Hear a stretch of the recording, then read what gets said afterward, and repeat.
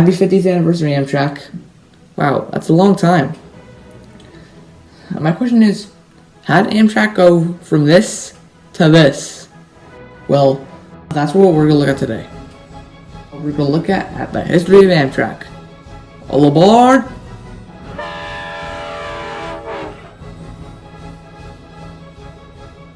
We'll start here on the day it all began. On October 30th, 1970, Amtrak was founded. President Richard Nixon signed the Rail Passenger Service Act. Then, on May 1st, 1971, it started its first service. It ran 184 trains a day. It was already pretty busy on its first day. The trains looked like this. Yeah, it's not really how it is nowadays. Well, on May 10th, Ohio and New York agreed to make a daily passenger rail travel service. Amtrak is doing great. What can possibly go wrong? Well, I can tell you what went wrong. On June 10th, 1971, Amtrak had its first ever wreck in Salem, Illinois.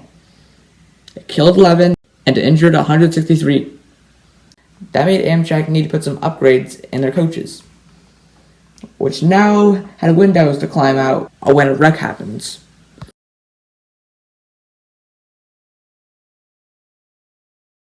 Let's keep up to 1972, when the first official paintwork of Amtrak was released. It looked like this: the old logo in the middle, the red paintwork in the front, and the black hood. This was the first ever paint scheme made especially for Amtrak. In 1973, the first locomotive built for Amtrak was the SDP-40F diesel locomotive, made by General Motors.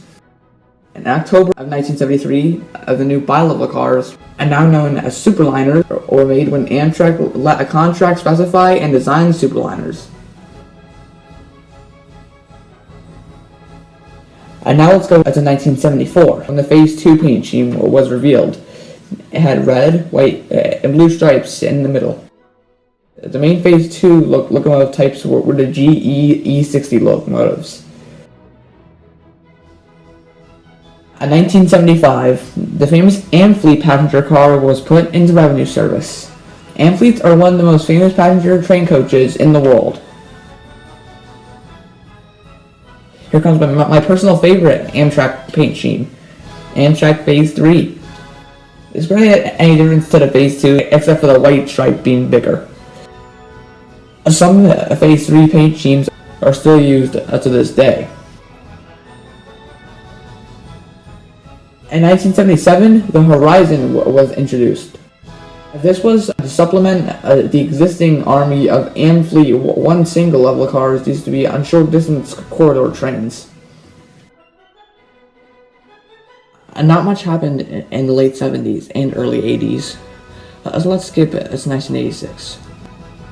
The new Viewliner was introduced. This was basically like the Amfleet, but now it has more windows on the top of the main windows. In 1989, Amtrak introduced a morning-afternoon non-stop Metroliner service.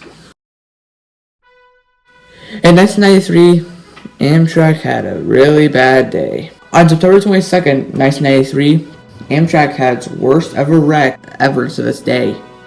It killed 47 and injured 103.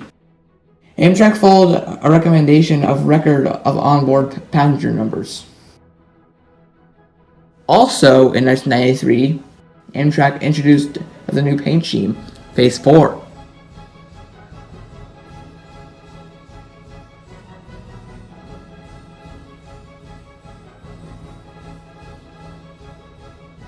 Later, they received the P40 diesel engines.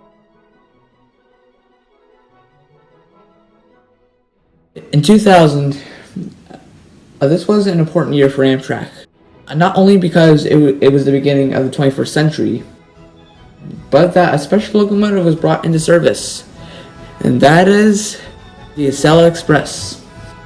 This was the first high-speed rail line for America. The Acela Express was so successful that it became the most successful passenger train in Amtrak history. Probably an American, too. The success brought the Phase 5 paint scheme. I'll look at the two closely. Do you see similarity? Yep. The gray outline, blue paint on the roof, and on the front of the locomotive. In 2011, Amtrak celebrates their 40th anniversary by making the 40th anniversary exhibit train and visits 45 cities, welcoming 85,000 passengers. In 2016, Amtrak reveals the Acela Liberty. It's supposed to enter service somewhere around 2022. And that leaves us to today, Amtrak's 50th anniversary. Amtrak has really changed since 1971. I hope you loved this video, and I hope you love this too, Amtrak. I'll see you on the next train.